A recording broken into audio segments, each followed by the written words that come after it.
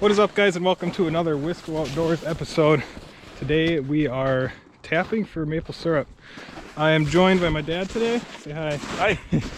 He's a little bit more knowledgeable on this than me, and I'm always along for the ride, and it's an enjoyable thing to do. Yeah, it's a great time to get out in the spring. Yeah.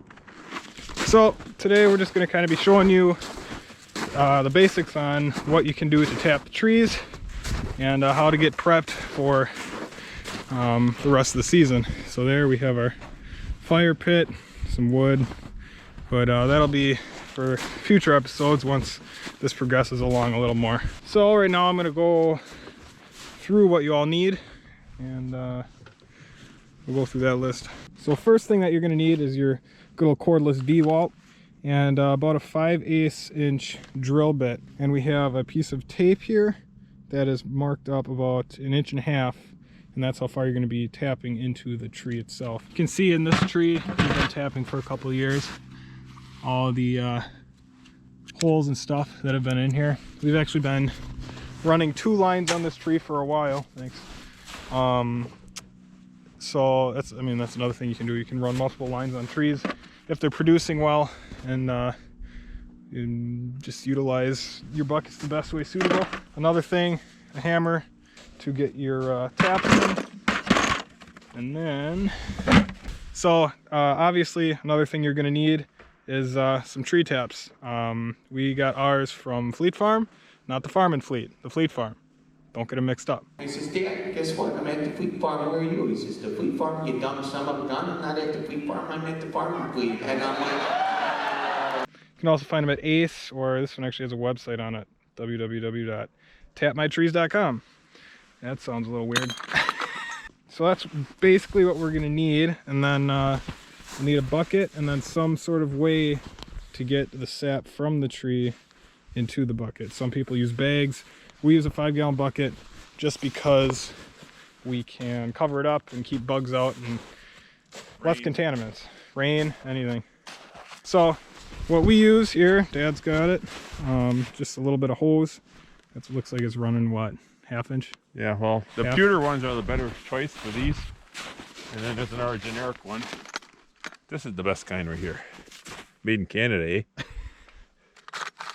But these also work. These actually have a setup and they have a little hook, and you can use bags for them. And of course, then you can too here. They have a little hook, put a bag on there. But we prefer just to put that over the top of it. So. All right, so what you want to do here is come up about this far on your tree. Depends on what your distance from the ground is. We use the hose in the bucket, and that's usually about the best for us. So you stay on the southern side, southwest side, because that's where the sun is most of the time. And that heats that side of the tree, draws the sap up, and then once it freezes, the sap actually comes back down and it flows again. That's what time of year it is right now. It's fluctuating between that above and below freezing temperatures, so that sap is driving up and coming down, preparing the tree, getting ready for springtime. So we are coming up from this chute here. The chutes, this part of the main root system, so it comes up, and that's where your sap's going to be. And then always angle your drill up just slightly so that your sap obviously comes out, because if you angle it up this way, it's just going to go right back in the tree. So again, southwest side, and come up from one of the main roots.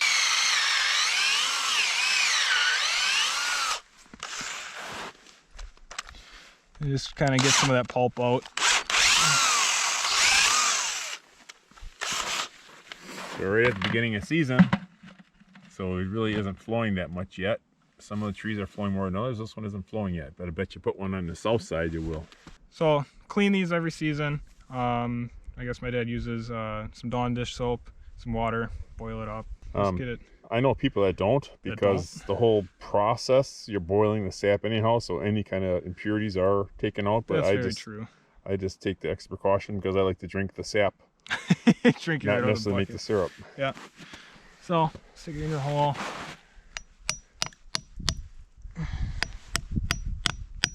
Tap it in. Doesn't need to go too far. If you go too far, then you drive it into your tree and can't get it out afterwards. So here we have the Wisconsin Swiss cheese tree. Obviously, Wisconsin, the cheese state. You see these holes here. It ends up looking like Swiss cheese.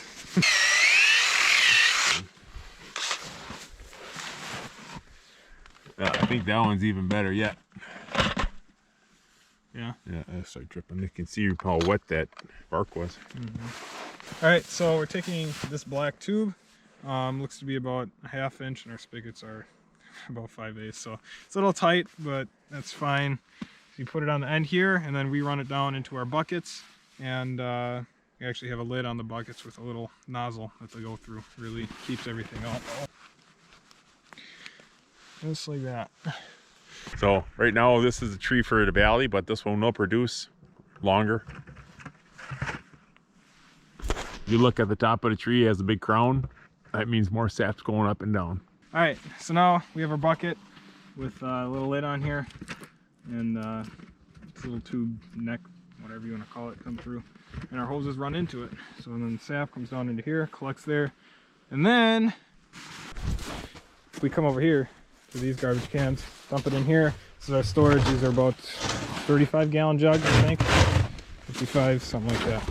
And store it there. We'll have a tarp up here just as a little home base. It'll come together. We're ready to boil after that, so we're gonna go up here, see how these trees are flowing. You ready? Sure. So we were pointing out on this tree actually that all these previous holes are really well healed up. So what that means, I'm not exactly sure. Maybe it has something to do with the sap flow or something like that. If it's a better producing tree, healthier, more producing tree, it'll help it out and heal those scars up a little more, would be my guess. But you saw in the other trees pretty deep. Ready? Yeah, go for it. Better angle. Piece of tape gun I got pushed. Now see, you can hear it. This is thick, so I know we're already in season. It should start dripping pretty quick. Yeah, I see dripping already. Yeah. See it? So we should have started tapping yesterday. One day lost. So on this one, we are up on the ridge, obviously, compared to that one that is down in the valley. This one's getting more sunlight right now, so it's flowing better. It's warming up easier, and it's not in that permafrost layer. Smooth. Yeah. So you can see where it's dripping. Yeah, you can see these ones are, hold on, try not to get my shadow in there. These ones are really flowing. That's that one there. This one here for sure.